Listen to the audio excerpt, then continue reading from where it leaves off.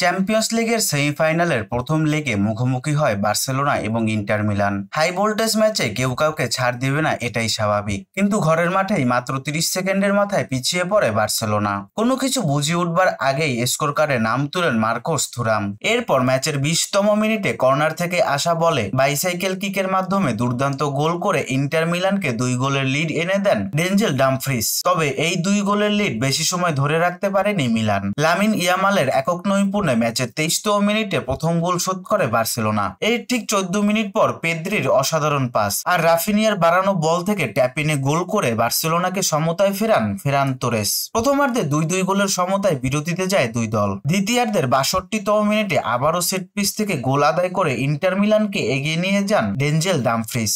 আর এই গোলের লিড ছিল মাত্র 2 মিনিট। 64তম মিনিটে রাফিনিয়ার নেওয়া দুর্দান্ত শট প্রথমে গোল পোস্টে লেগে ফিরে আসলেও তা গোলকিপারের পিঠে লেগে জালে জড়ায়, আর তার সাথে আবারও ম্যাচের সমতায় ফেরে বার্সেলোনা। এরপর ইন্টার মিলান গোল করলেও তা অফসাইডে বাতিল হয়। নির্ধারিত সময়ে আর কোনো গোল না হওয়ায় 3-3 গোলের ড্র নিয়ে মাঠ ছাড়ে দুই দল, যার কারণে এখন সেকেন্ড লেগ পর্যন্ত অপেক্ষা করতে হবে কারা যাবে ফাইনালে, বার্সেলোনা নাকি ইন্টার মিলান।